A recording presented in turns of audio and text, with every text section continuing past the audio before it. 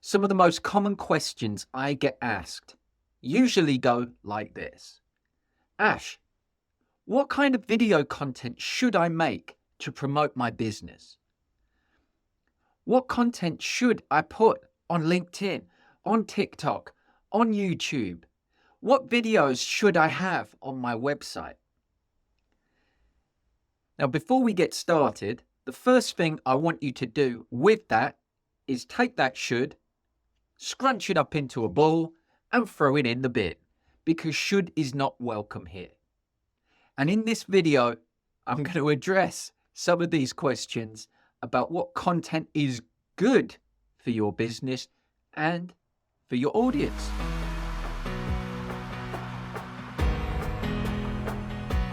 Hey everybody, my name is Ash and I'm a video and confidence coach, here to help you bring your personality and your business to life through videos. And if this sounds like something that would be useful for you, be sure to subscribe to get notifications of when the next videos drop. So, let's get to it. When you look around online, it's very easy to get stuck in comparisonitis mode. There's loads of successful influencers out there, businesses, people that have got thousands of likes, loads and loads of engagement. And it's very easy to end up doing exactly the same as them. An example of that is the obsession in the online world with Alex Hormozi. If you're not familiar with him, he's an influencer. He's kind of successful. But he had a unique style of captioning on his videos that was very, very punchy, quite in your face, used emojis and different colors and fonts. And lo and behold, over time, so did everyone else. So everybody ended up looking the same. And that is the danger when you approach video content creating from the position of, well, what are they doing? And, well, everybody else in my industry is doing this, so I should do the same.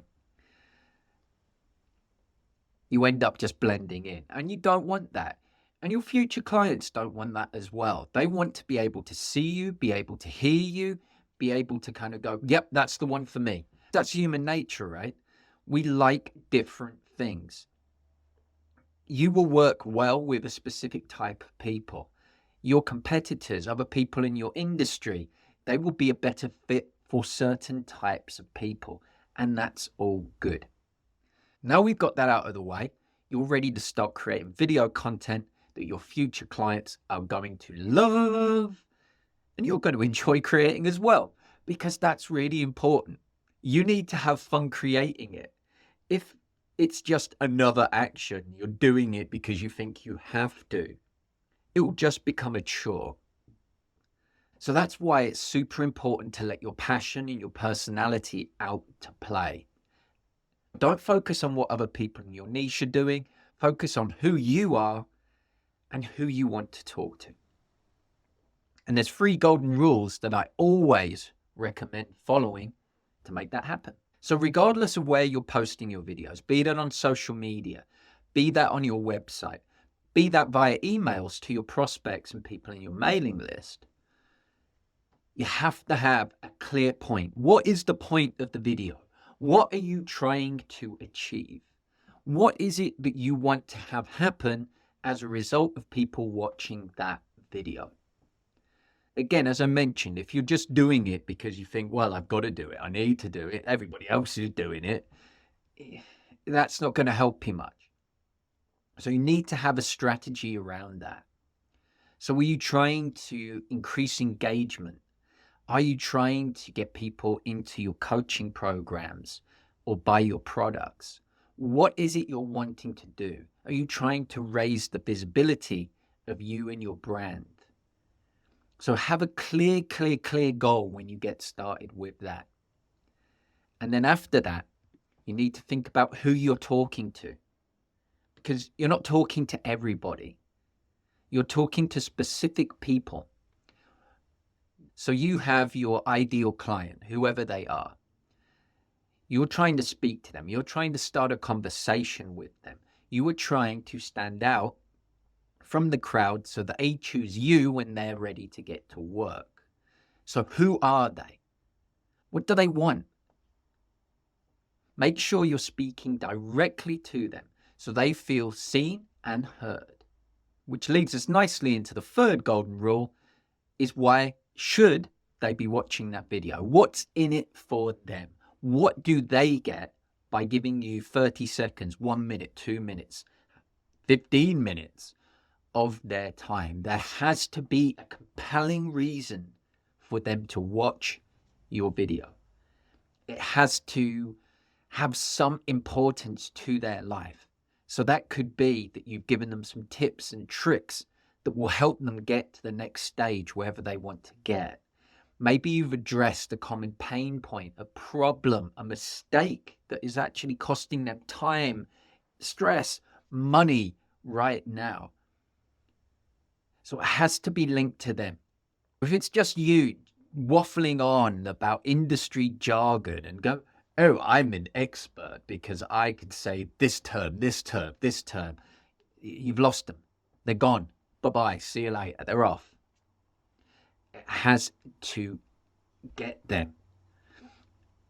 The content has to really pull them in. And that's why your message is the most important thing when it comes to creating video content.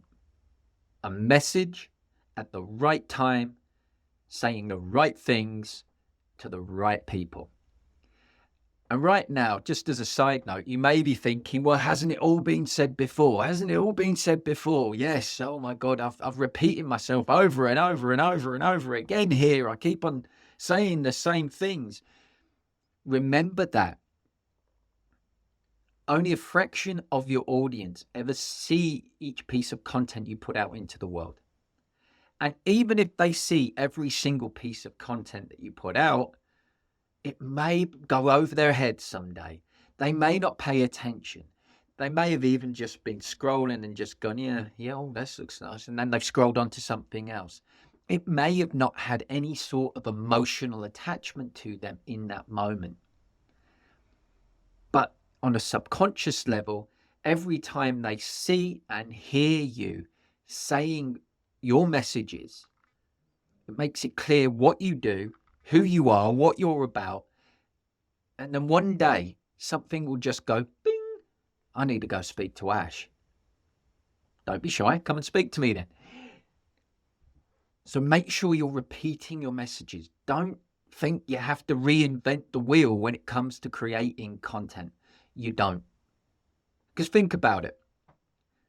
Imagine Coca-Cola. Every year, around October time, think, you know what, Christmas is coming up. Thinking maybe we won't put out the Coca-Cola ad this year. No, we won't do that. Everybody's bored of it. Oh my life, yeah. We people are going to boycott us and go and start drinking Pepsi if we bore them again with a Coca-Cola truck. Do you think those conversations ever happen at Coca-Cola? I doubt it very much. Because if they did do that, if they didn't release the ad, there'd probably be people on social media accusing Coca-Cola of ruining Christmas. Now, that might generate some decent engagement and eyeballs on their product, but it could also have a negative impact as well. That illustrates the importance of repeating your message.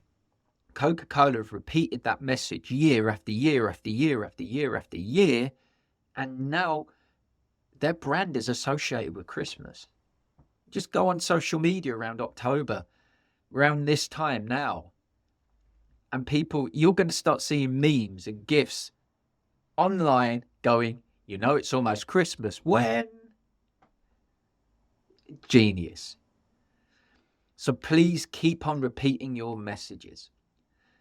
But where do I find this content, Ashley? Where is it? Where can I do it? What kind of content? I hear you. So here are some ideas to get you started. As I mentioned earlier on, you don't have to reinvent the wheel when it comes to creating video content.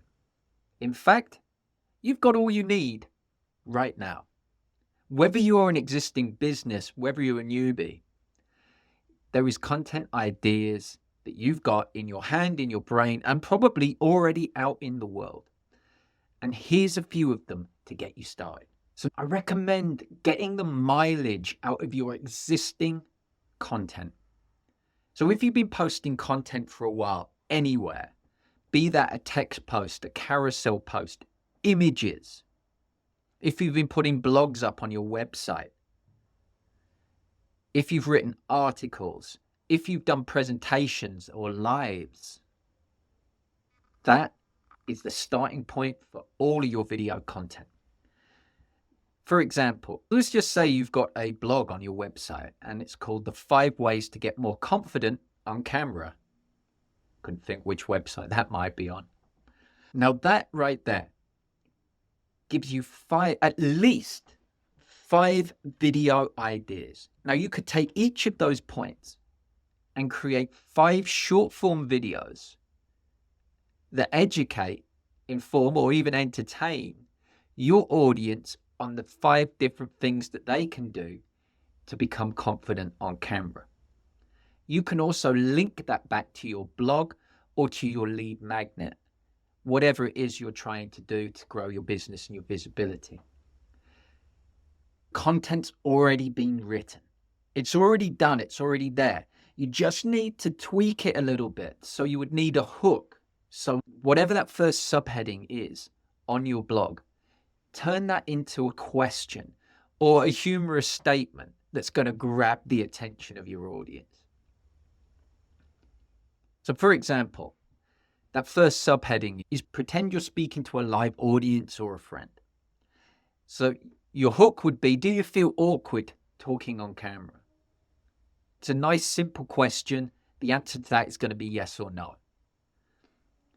But immediately, it's grabbed the attention of your audience because it doesn't involve a PhD to understand it, and it's personal. Some people do, some people don't.